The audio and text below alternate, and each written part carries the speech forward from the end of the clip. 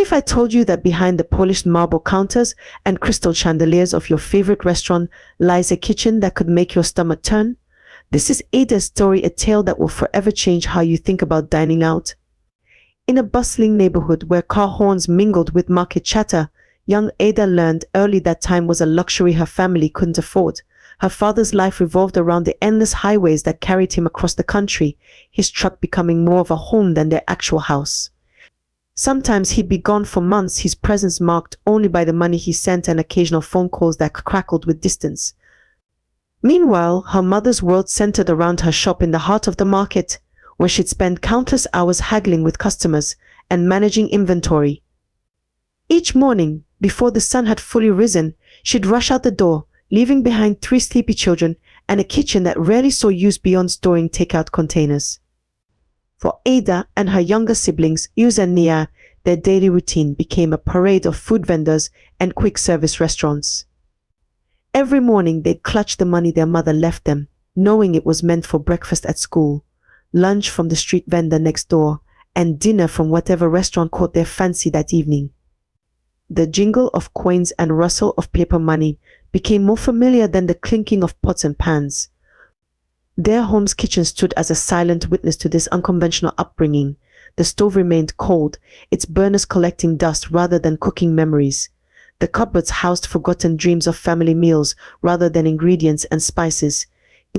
While other children learned the secret recipes passed down through generations, Ada and her siblings mastered the art of choosing the best street food vendors and knowing which restaurants offered the most generous portions. As the eldest, Ada shouldered the responsibility of caring for her siblings in their parents' absence. She became an expert at managing their food allowance, knowing exactly which vendors would give them extra helpings when money ran short. She learned to distinguish between safe and questionable food stalls, though this knowledge came from trial and error rather than maternal guidance. The aroma of home-cooked meals never wafted through their windows, and the sound of a knife chopping vegetables on a cutting board remained foreign to their ears. Instead, their childhood memories were flavored with the diverse tastes of street food, quick, convenient, but lacking the warmth of a mother's touch in the kitchen. As years passed, this lifestyle became deeply ingrained in Ada's identity. The kitchen remained a mysterious territory, its tools and techniques as foreign as an unexplored country. While her mother excelled at business and her father mastered the roads, the simple art of cooking skipped a generation, leaving Ada and her siblings to navigate a world where meals came wrapped in paper rather than served from a mother's pot. This early life shaped Ada's relationship with food in ways she wouldn't fully understand until much later, when her own inability to cook would force her to confront the consequences of her unusual upbringing. But for now, she was simply a young girl growing up in a home where convenience trumped tradition and where the warmth of family meals was replaced by the efficiency of takeout containers. Fresh from university, Ada found herself assigned to teach at a remote school, far from the familiar streets and food vendors she'd known all her life. Yet, even in this new environment, her first mission wasn't setting up her classroom, it was mapping out every restaurant within walking distance of her new home. It was during these early days that she met Chisom, another newly posted teacher who would become not just her roommate, but her closest friend. Where Ada saw every meal as an opportunity to explore a new eatery, Chisom found joy in transforming simple ingredients into aromatic dishes that filled their small apartment with mouth-watering scents. Every evening, while Chisom chopped vegetables and hummed along to music in their tiny kitchen, Ada would breeze through the door with takeout bags from her latest culinary discovery. You know, Chisom would say, stirring a pot of bubbling stew, you could save so much money if you cooked at home. But Ada would just laugh, proudly sharing her latest restaurant find while showing off her growing collection of delivery app discount codes. Why spend hours cooking when someone else can do it better became Ada's mantra.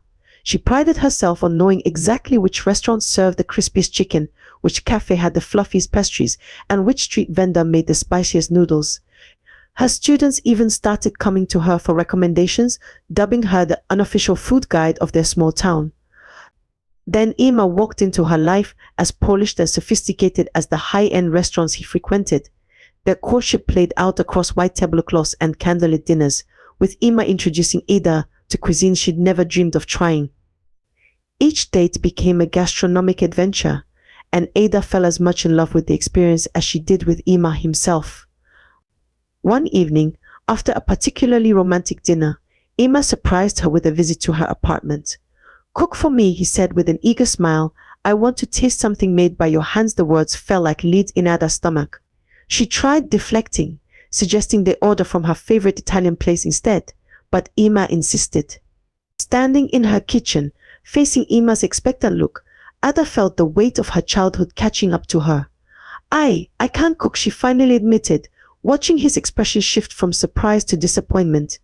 The silence that followed felt heavier than all the takeout bags she'd ever carried.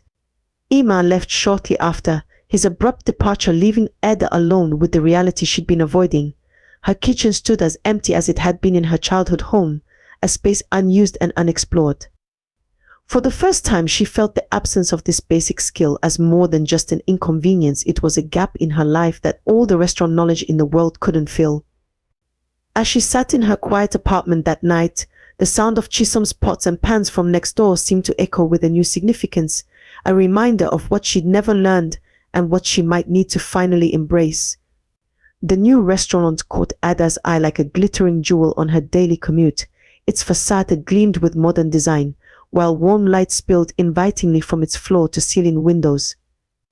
What sealed the deal was the steady stream of well-dressed patrons and the surprisingly reasonable prices advertised on the elegant menu board outside. On her first visit, Ada felt she'd discovered a hidden treasure.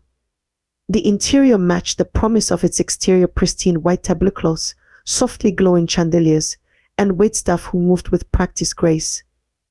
The food arrived beautifully plated, and the flavors lived up to the presentation. Before long, she became such a regular that the staff greeted her by name, and her usual order arrived without her having to ask.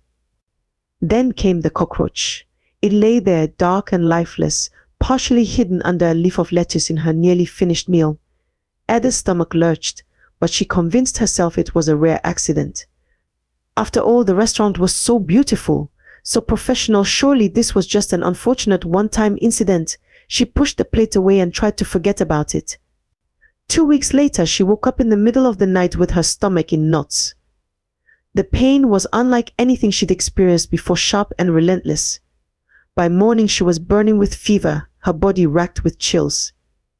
At the hospital, the doctor's words cut through her feverish haze: a dangerous bacteria, typically found in extremely unsanitary conditions.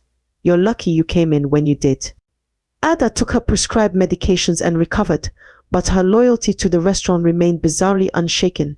Perhaps it was denial, or maybe just the force of habit, but she found herself back at her regular table within weeks of her release. The staff's familiar smiles and the comfortable routine lulled her into a false sense of security. The second hospitalization came faster than the first. This time the symptoms were worse: violent nausea, dizziness, and a fever that had her seeing shadows dance across the hospital ceiling. The doctor's concern was more pronounced, his warnings more urgent. Yet somehow, even this wasn't enough to break Ada's pattern. It was the third incident that finally pushed her over the edge. As she lay in her hospital bed, watching another bag of IV fluids drip steadily into her arm, something shifted in her mind. The restaurant's gleaming exterior began to seem less like luxury and more like a mask. What was really happening behind those pristine windows and elegant decor? The question nagged at her throughout her recovery. Each bite of hospital food made her wonder about its kitchen counterpart in her favorite restaurant. She'd always prided herself on knowing the best places to eat, but did she really know anything at all? As her strength returned, so did her determination. Next time, she wouldn't just admire the dining room, she needed to see what lay behind those swinging kitchen doors. Little did she know, her investigation would forever change her relationship with restaurants and food itself.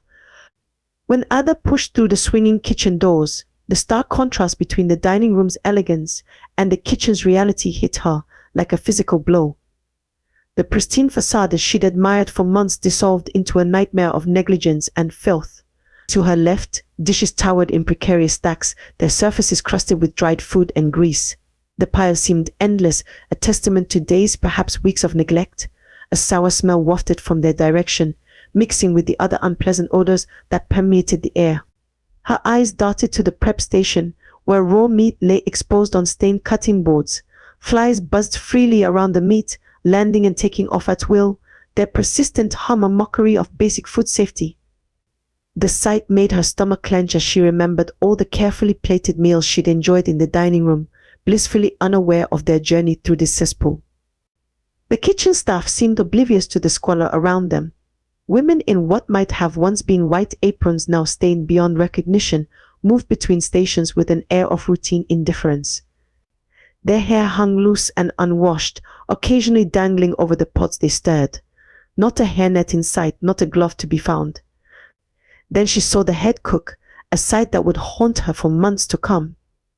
The large woman stood over a massive pot, her sleeveless dress revealing unkempt armpits.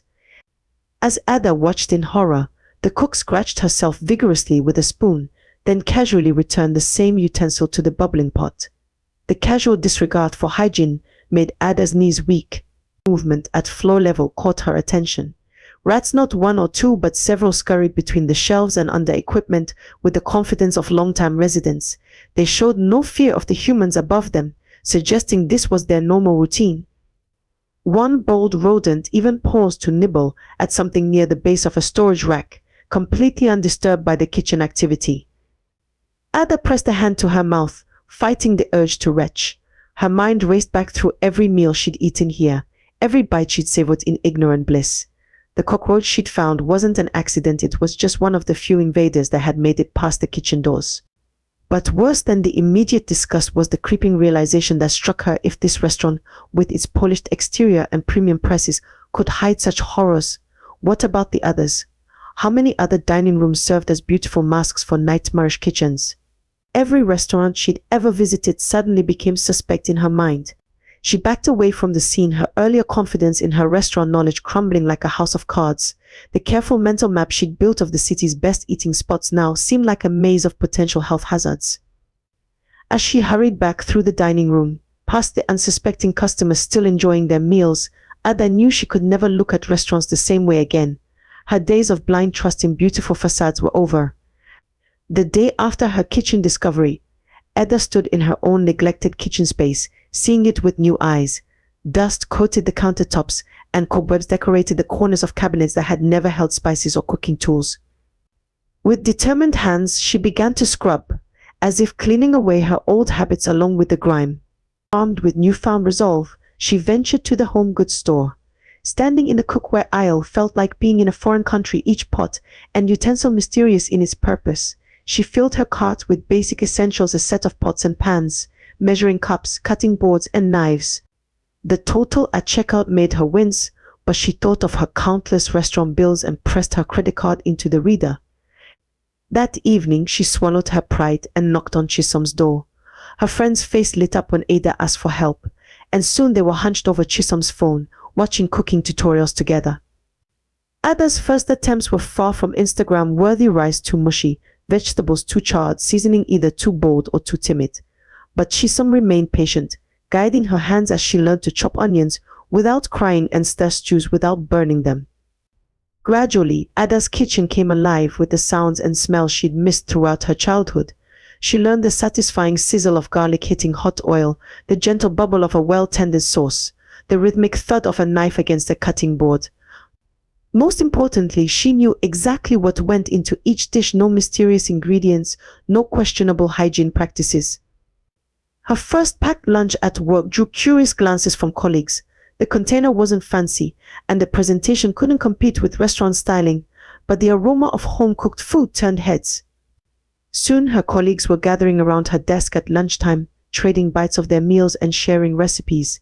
Some even started bringing their own home-cooked lunches, inspired by her transformation. Then came the day Emil walked back into her life. He found her in the teacher's lounge, sharing a container of homemade jollof rice with her colleagues. The surprise on his face when he learned she'd cooked it herself quickly melted into something softer, more regretful. Over coffee, he apologized for walking away instead of supporting her growth. "I should have offered to teach you," he said, "not judge you for never having learned." Ada listened, stirring her coffee thoughtfully before responding. "I needed to learn for myself, not for anyone else." Their reconciliation blossomed in both their kitchens.